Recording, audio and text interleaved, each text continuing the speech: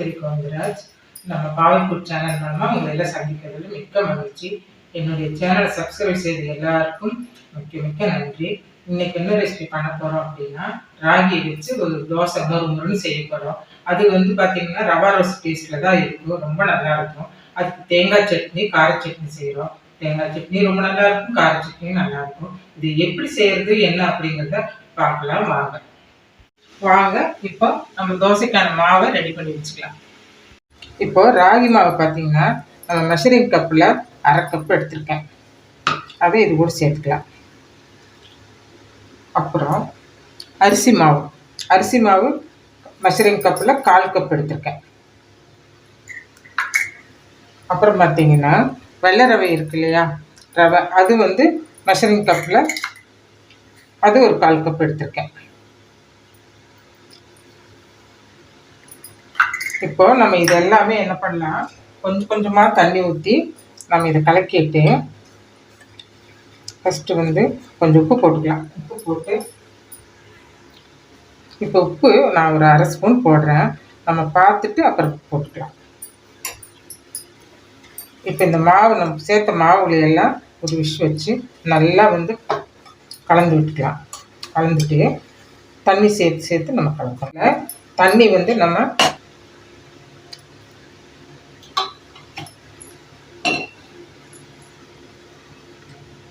சேர்த்துட்டு கட்டி இல்லாமல் நம்ம வைக்கலாம். தண்ணி பத்தலைன்னா நம்ம கொஞ்சம் சேர்த்துக்கலாம். இதில் அளவுக்கு நம்ம கட்டி இல்லாமல் கலக்கணும். இதை நான் உங்களுக்கு கரண்டியில் காட்டுறேன் பாருங்க. இந்த அளவுக்கு. இப்போ இதில் ரவை போட்டிருக்கணும் இல்லையா, இதெல்லாம் ஒரு 5 நிமிஷம் ஊறட்டும். அதுக்குள்ளே நம்ம தேங்காய் சட்னியும் கார சட்னியும் செஞ்சுக்கலாம். அது ஒரு பக்கமாக இருக்கட்டும். இப்போ நம்ம தேங்காய் சட்னிக்கு என்னென்ன போடுறோன்னு பார்த்துக்கோங்க. இந்த ரெண்டு சில்லு தேங்காய், இவ்வளோதான். 2 சில்லு தேங்காய் எடுத்திருக்கேன். அப்புறம் பச்சை மிளகாய் ஒரு 3, அப்புறம் இஞ்சி பார்த்திங்கன்னா ஒரு சின்ன துண்டு, 3 பூண்டு எடுத்திருக்கேன். பொட்டுக்கல்ல பார்த்திங்கன்னா இந்த ஒரு கை நிறைச்சி ஒரு கைப்பிடி, தேங்காய் 2 சில்லு. இப்போ இது கூட பார்த்திங்கன்னா கருவேப்பிலை ஒரு இனுப்பு, இப்படி ஒரு சின்ன பிடி கொத்தமல்லி தழை. இதுக்கு தேவையான உப்பு பார்த்திங்கன்னா நான் இந்த ஸ்பூனுக்கு ஒரு 1/2 ஸ்பூன் போடுறேன். நம்ம 10 போட்டுக்கலாம். இப்போ தேங்காய் சட்னி அரைச்சிட்டு பார்க்கலாம். இப்போ பாருங்கள், தேங்காய் சட்னி அரைச்சிட்டு வந்துடுச்சு. ரொம்ப நல்லா டேஸ்ட்டாக வந்திருக்குது. இதுக்கு தாளிப்பு போடணும். நம்ம கார சட்னி செய்துட்டு அப்புறம் 2க்கும் ஒன்றா தாளிப்பு போட்டுக்கலாம். இப்போ கார சட்னி பண்ணுறதுக்கு நான் பெரிய வெங்காயம் 1 வெங்காயம் எடுத்திருக்கேன். 3 பச்சை மிளகாய் எடுத்திருக்கேன். நீங்கள் உங்கள் காரத்துக்கு தகுந்த மாதிரி எடுத்துக்கோங்க. ஒரு 2-3 பல் பூண்டு எடுத்திருக்கேன். ஒரு சின்ன இஞ்சி எடுத்திருக்கேன். தக்காளி பழம் பார்த்திங்கன்னா ஒரு 2 பழம் மீடியம் சைஸில் 2 பழம் எடுத்திருக்கேன். இதுக்கு ஒரு இனுக்கு கருவேப்பிலை, இப்படி இந்த அளவுக்கு கொத்தமல்லி தழை. இப்போ இது எல்லாமே நம்ம வதக்கி அரைக்கணும். இப்போ நம்ம அடுப்பு பற்ற வச்சுக்கலாம். அடுப்பு பற்ற வச்சுட்டு அடுப்பை கொஞ்சம் மீடியமாக வச்சுக்கலாம். நம்ம எல்லாம் வதக்கணும்ல, போதும், இந்த அளவுக்கு வச்சுக்கலாம். இப்போ வதக்கிறதுக்கு நம்ம 2 ஸ்பூன் எண்ணெய் சேர்த்துக்கலாம். 2 சின்ன ஸ்பூனாக இருக்குது, அதனால் நான் 3 ஸ்பூன் சேர்த்துக்கிறேன். இப்போ இதில் கடலைப்பருப்பு ஒரு டேபிள் ஸ்பூனு, அது கூடவே பார்த்திங்கன்னா 1 டேபிள் ஸ்பூன் உளுந்தப்பருப்பு. இப்போ கடலைப்பருப்பு உளுந்தப்பருப்பும் நல்லா ப்ரௌன் ஆகிடுச்சு. இப்போ இது கூட பார்த்திங்கன்னா பெரிய வெங்காயம் 1 வெங்காயம் பெருசாக கட் பண்ணி வச்சுருக்கேன். நம்ம மிக்சியில் போடுறது தான், அதனால் பெரிய பீஸாக இருக்கட்டும். அப்புறம் காரத்துக்கு நான் 3 பச்சை மிளகாய் போட்டிருக்கேன். நீங்கள் வரமிளகா கூட இது கூட சேர்த்துக்கலாம். பச்சை மிளகாய் இல்லைன்னா வரமிளகா சேர்த்துக்கலாம். இல்லை பச்சை மிளகாய் சேர்த்தாதவங்க வரமிளகா சேர்த்து கூட நம்ம இந்த சட்னி பண்ணிக்கலாம். நான் பச்சை மிளகாய் போட்டிருக்கேன். ஒரு துண்டு இஞ்சி போட்டிருக்கேன். பூண்டு ஒரு 3 பல் பூண்டு போட்டிருக்கேன். இதெல்லாம் ஒன்றாவே நம்ம போட்டுக்கலாம். அப்புறம் தக்காளி பழம் சேர்த்துக்கலாம். இதில் தக்காளி சேர்த்து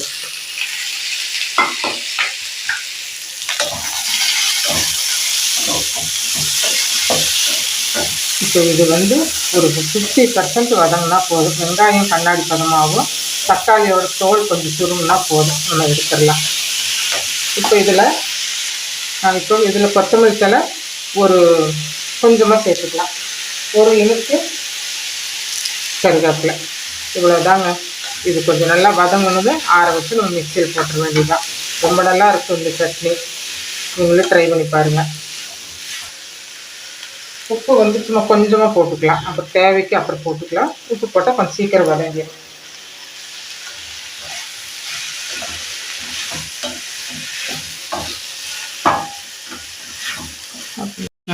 இப்போ 2 நிமிஷம் வதங்கிச்சுன்னா வெங்காயம் கண்ணாடி பதமாக வந்துட்டு நம்ம இறக்கிக்கலாம். இப்போ வெங்காயம் கண்ணாடி பதமாக ஆயிடுச்சு, தக்காளியும் கொஞ்சம் வதங்கிடுச்சு, போதும். இப்போ நம்ம இறக்கிக்கலாம். இறக்கி ஆறுனதுக்கப்புறம் மிக்சிக்கு போடலாம்.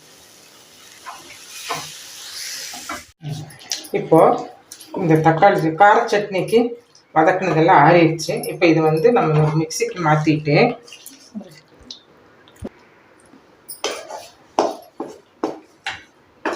இப்போ மிக்சிக்கு மாற்றியாச்சு. இப்போ இதை அரைச்சிட்டு வந்துடலாம்.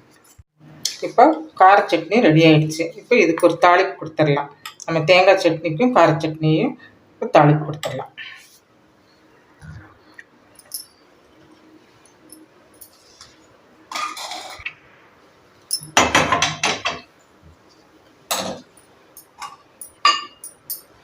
வச்சு நம்ம தாளிக்கிறதுக்கு எண்ணெய் சேர்த்துக்கலாம். அது கூட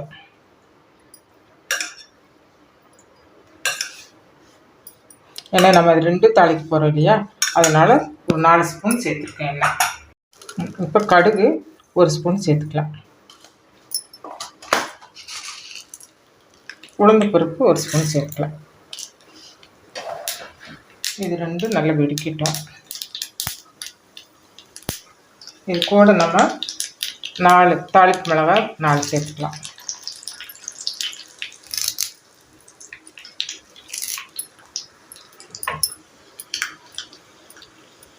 உளுந்து கொஞ்சம் ப்ரௌன் கலர் ஆனதும் கருவேப்பிலை சேர்த்துக்கலாம். கருவேப்பிலை சேர்த்து ஸ்டவ் ஆஃப் பண்ணிடலாம்.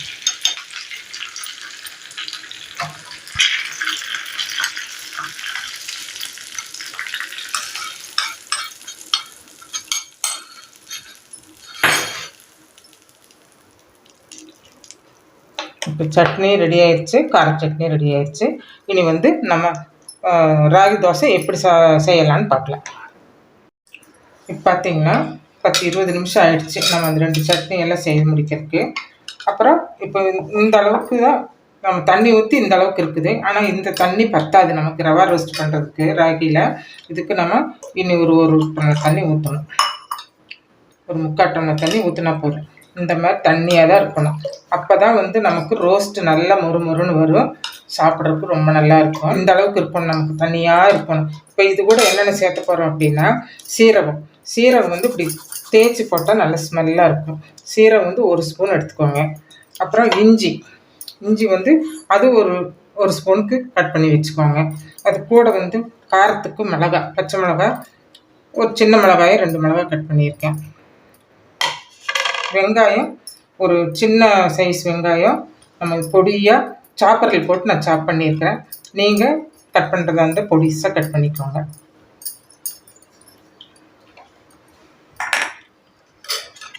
அப்புறம் இது கூட கொஞ்சம் கருவேப்பிலை, கொஞ்சம் கொத்தமல்லி தழை, இவ்வளோ தாங்க. இதெல்லாம் நல்லா மிக்ஸ் பண்ணிவிட்டு கலக்கி வைக்கும்போது ஒரு 1/2 ஸ்பூனுக்கு தான் போட்டிருக்கோம், சின்ன ஸ்பூனுக்கு. இப்போ அதே 1/2 ஸ்பூன் போட்டுக்கலாம், கொஞ்சம் பத்தாத மாதிரி இருக்குது, அவ்வளோதான். போட்டு எல்லாம் கலக்கிட்டு தோசை ஊற்ற வேண்டியதான். கல் நல்லா காஞ்சிருச்சுங்க. மாவு வந்து இந்த அளவுக்கு தண்ணியாக இருக்கணும். தண்ணியாக இருந்தால் தான் நமக்கு ஊற்றும்போது அந்த ஹோல்ஸ் எல்லாம் தூக்கி ஊற்றணும். ரொம்ப பக்கமாக ஊற்றக்கூடாது. நல்லா தூக்கி ஊற்றிட்டு அந்த கேப்பெல்லாம் நம்ம ஃபில் பண்ணணும். ஃபில் பண்ணிவிட்டு ஸ்டவ் வந்து மீடியமாக வச்சுக்கோங்க. மீடியமாக வச்சா தான் உங்களுக்கு நிதானமாக வேகும். நம்ம ரொம்ப ஹை ஃப்ளேம் வச்சோம்னா இதாகாது. அப்போ சுற்றி கொஞ்சம் எண்ணெய் ஊற்றிக்கோங்க. அந்த கேப்புக்கெல்லாம் கொஞ்சம் எண்ணெய் ஊற்றிட்டு வேகட்டும். மீடியமாக வச்சு வேகட்டும். வெந்து இந்த ஓரமெல்லாம் இப்படி இந்த மாதிரி முறுமுறுன்னு வரணும். பாருங்கள், இப்போ நம்ம ஊற்றி ஒரு 5 நிமிஷம் ஆயிடுச்சு. மீடியம் ஃப்ளேம்லேயே தான் நம்ம இது வெந்துட்டுருக்குது. நம்ம இந்த ஓரமெல்லாம் இந்த மாதிரி கிறிஸ்பியாக வரும். அப்போ அந்த டைமில் நம்ம இப்படி எடுக்க வேண்டும். கிறிஸ்பியாக வந்திருக்குது பாருங்கள், அவ்வளோதாங்க. ராகி ரவா ரோஸ்ட்டு ரொம்ப நல்லா வந்திருக்கு. இதே மாதிரி நீங்கள் செஞ்சு பாருங்கள், ரொம்ப கிறிஸ்பியாக இருக்குது. இதுக்கு தேங்காய் சட்னியும் கார சட்னியும் ரொம்ப நல்லா இருக்கும். குழந்தைகளை ரொம்ப விரும்பி சாப்பிடுவாங்க. நீங்களும் கூட நைட்டு டின்னருக்கு இதே மாதிரி செஞ்சு சாப்பிடலாம். இனி ஒன்றும் சொல்ல மறந்துட்டேன். நம்ம அந்த ராகி மாவு கலக்கும் போது பார்த்தீங்கன்னா 1 கிளாஸ் தண்ணி ஊற்றணும்னு சொல்லியிருப்பேன். அந்த 1 கிளாஸ் தண்ணி பத்தாது, 2 டம்ளர் தண்ணி ஊற்றிக்குவாங்க.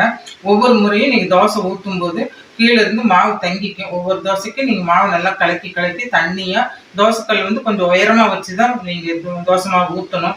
ரொம்ப கீழே நம்ம தோசை ஊற்றுற மாதிரி கீழால் ஊற்றக்கூடாது. கொஞ்சம் உயரமாக வச்சு ஊற்றினாக்கா மீடியம் ஃப்ளேமில் வச்சு தான் நீங்கள் இந்த தோசை ஊற்றணும். மீடியம் ஃப்ளேமில் கொஞ்சம் டைம் எடுக்கும். பொறுமையாக சுடுங்க, இல்லைன்னா கருகிரும். ஆனால் ரொம்ப நல்லா இருக்கும். செஞ்சு பாருங்கள், ரொம்ப நல்ல ரெசிபி. இந்த வீடியோ உங்களுக்கு பிடிச்சிருந்ததுன்னா லைக் பண்ணுங்கள், ஷேர் பண்ணுங்கள். இதுக்கு வந்து கார சட்னியும் தேங்காய் சட்னியும் ரொம்ப நல்லா இருக்கும். இதில் ஏதோ ஒன்று செஞ்சாலும் ரொம்ப நல்லா. சப்ஸ்கிரைப் பண்ண மறந்துடாதீங்க. மீண்டும் ஒரு புதிய வீடியோவில் உங்களை சந்திக்கிறேன். நன்றி, வணக்கம்.